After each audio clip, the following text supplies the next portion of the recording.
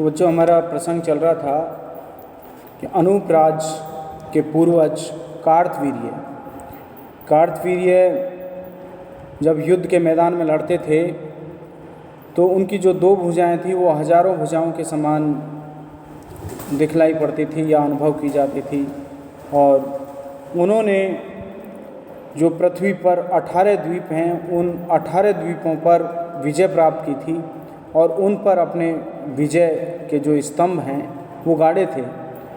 इसके अलावा दूसरा कोई राजा उस समय राजा कहलाने का अधिकारी नहीं था, क्योंकि राजा शब्द केवल महाराज कार्तवीर्य को ही सुशोभित होता था। तो ऐसे ये महाराज कार्तवीर्य थे। अब उसी प्रसंग में, उसी क्रम में ये 39वां श्लोक है। ऐकार्य चिंता समकालमेव प्रादुर्भवश्चापद्रय पुरस्तात् अन्ते शरीरेष्वपि ये प्रजानां प्रत्यादिदेशे अविनियम विनेता विनय की शिक्षा प्रदान करने वाला यह जो महाराज कार्तवीर्य हैं वो अकार्य, यह जो कार्तवीर्य अकार्य चिंता समकालम एवं अकरणीय कार्य की कोई नीच कर्म की कोई चिंतन करता था या विचार मात्र करता था। तो समकालम एवं उसी समय जब किसी व्यक्ति के मन में गलत कार्य अथवा नीच कार्य करने की भावना उत्पन्न होती थी तो उसी समय पुरस्तात् चापद्रय प्रादुर्भवन पुरस्तात् उसके सामने जिसके मन में जिसके ये भावना उत्पन्न होती थी उस व्यक्ति के समक्ष चापद्रय प्रादुर्भवन, वहाँ पर धनुष और बाण के साथ में प्रादुर्भवन उपस्थित हो जाते थे।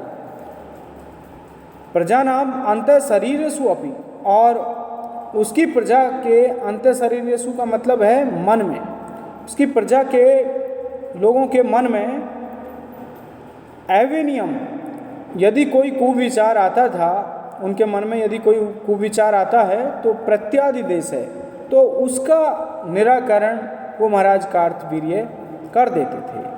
अब देखिए यहाँ पर महाराज कार्तवीर्य का जो प्रताप है, उनकी जो शक्ति है, उसका यहाँ पर दिखलाया गया है कि कार्तवीर्य के राज क्षेत्र में कोई चोरी डकैती अथवा नीच कर्म नहीं करता था। उसका कारण था कि किसी के मन में ये विचार मात्र आ जाता था तो उसके सामने महाराज कार्तवीर्य धनुष बाण लेकर के उपस्थित हो जाते थे और उसको दंडित करते थे।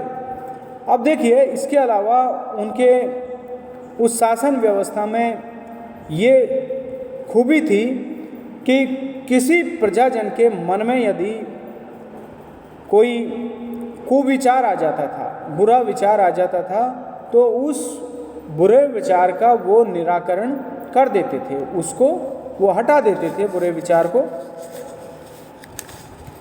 अब देखिए, विनेता यहाँ पर आया है। विनेता शब्द विनम्रता की शिक्षा प्रदान करने वाला विनेता कहलाता है। अब यहाँ पर महाराज कार्तवीर्य की जो दंड व्यवस्था है उसके बारे में यहाँ पर विस्तार से इसमें उल्लेख किया गया है कि राजा के शासन की सफलता के लिए 4 उपाय साम दाम दंड भेद ये अपनाए जाते हैं। यदि कोई सफल शासक होना चाहता है तो वो इन 4 चीज़ों को अपनाता है। तो इसमें तीसरा जो उपाय है वो है दंड व्यवस्था। तो महाराज कार्तवीर्य की जो दंड व्यवस्था अथवा जो न्याय व्यवस्था है उसकी जो प्रभावशालीता है उसका वर्णन इस श्लोक के अंतर्गत किया गया है। देखिए, चोरी हो जाने के बाद चोर को दंडित करना उतना प्रभावशाली नहीं होता जितना चोर के मन में दंड के प्रति भय उत्पन्न करना होता है। तो ये शासन की व्यवस्था महाराज कार्तवीर्य के शासनकाल में थी। अब देखिए इसमें विनेता शब्द आया है, तो विशेषण नयति जनान इति विनेता अथवा शिक्षक। अब एक इसमें अकार्य आया है, तो अकार्य न कार्य इति अकार्य, न तत्पुरुष समास है इसके अंतर्गत।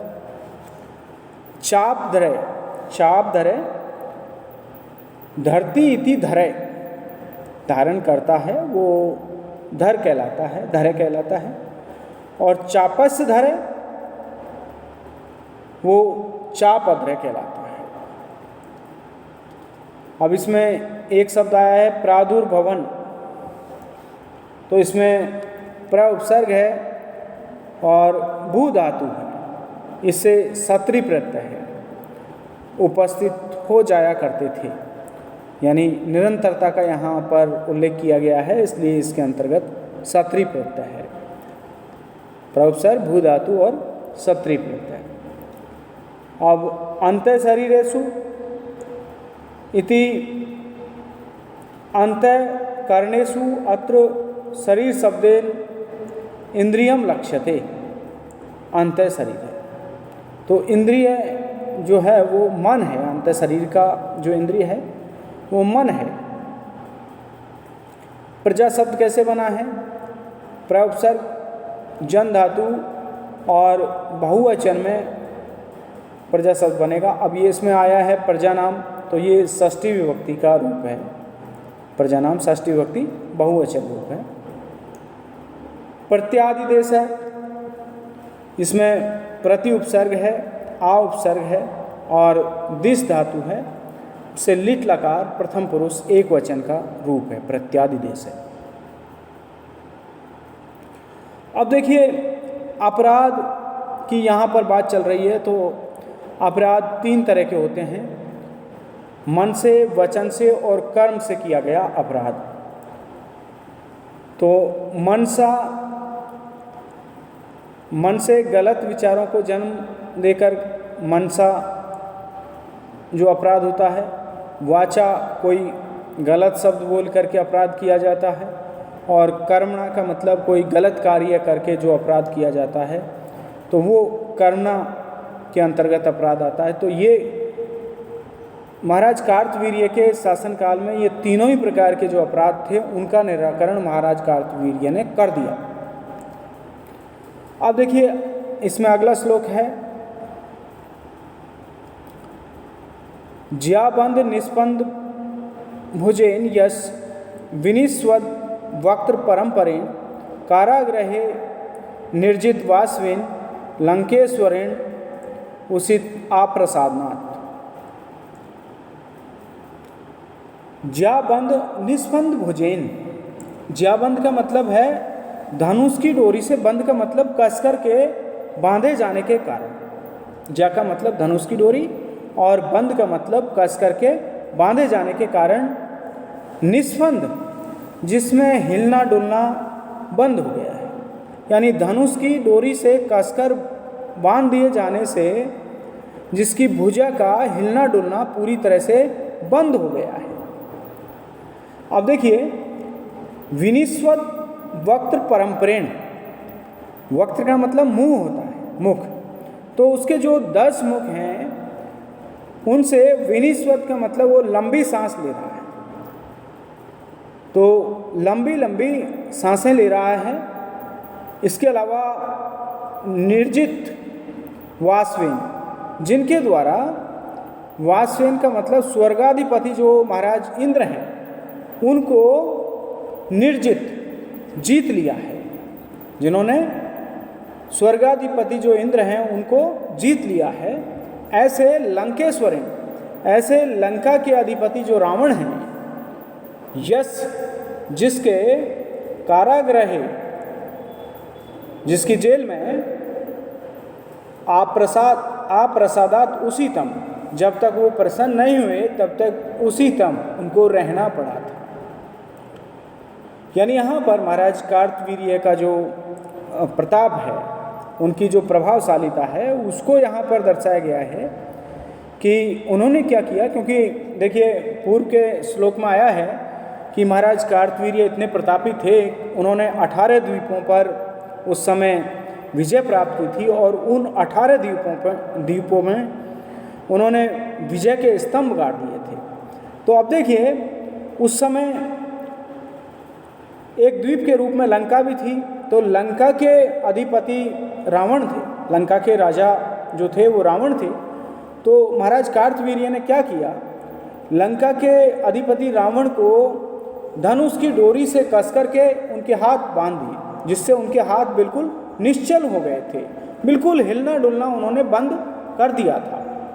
अब देखिए ऐसा होने से क्या हुआ कि रावण को अपमान की जो घबराहट है वो पैदा हो गई, और क्योंकि रावण के 10 शीश थे तो 10 मुखों से वो लंबी लंबी सांस लेने लगे। अब देखिए जिस रावण ने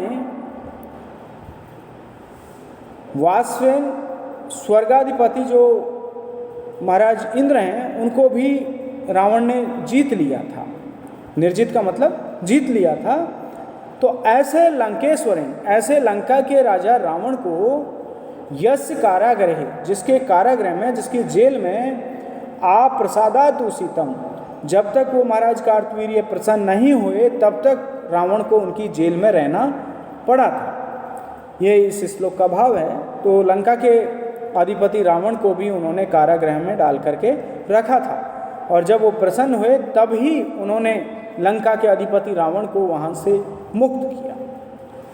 तो बंदी के रूप में कार्तवीर्य के राजमहल के कारागृह में बंदी के रूप में बलशाली रावण को भी रहना पड़ा, और जब तक महाराज कार्तवीर्य प्रसन्न नहीं हुए तब तक उनको उनके कारागृह में रुकना पड़ा। तो ये उनका प्रताप है, ये उनका गौरव है।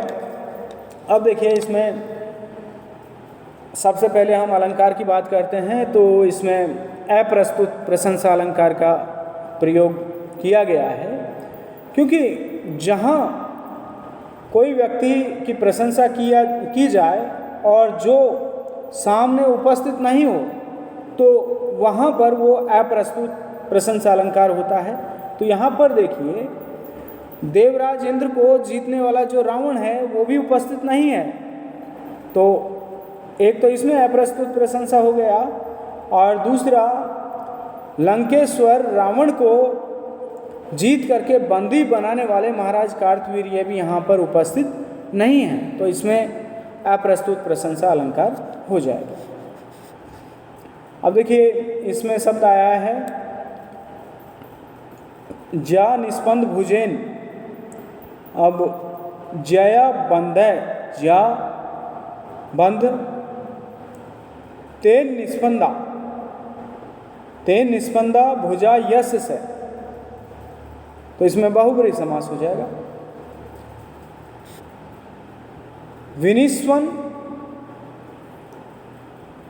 विनिस्वंती वक्तराणाम परंपरा यश से, तेन विनिस्वद वक्त परंपरेण, इसमें भी बहुब्रीहि समास है। अब इसमें निर्जित वासवेन, तो निर्जित वासवेयेन से, जिसके द्वारा स्वर्गाधिपति इंद्र को जीत लिया गया है सब है, तो इसमें वही बहुब्रीहि समास है।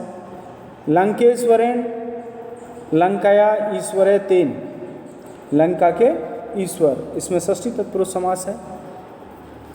और इसमें देखिए कारा शब्द का प्रयोग आया है, तो कारागृह आया है, तो ये कारा जो शब्द है वो बंधनालय के लिए प्रयोग किया जाता था, और ग्रह शब्द का इसमें प्रयोग किया गया है, ये हिंदी का अतिरिक्त शब्द है ग्रह।